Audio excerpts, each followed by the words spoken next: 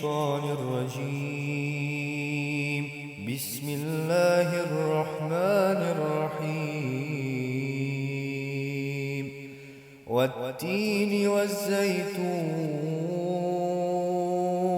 وطور سينين وهذا البلد الأمين.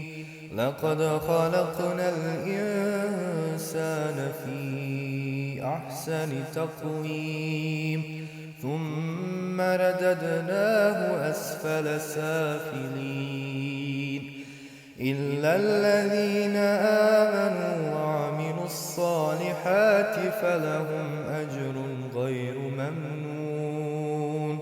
فما يكذبك بعد بالدين؟ أليس الله بأحكم الحاكمين؟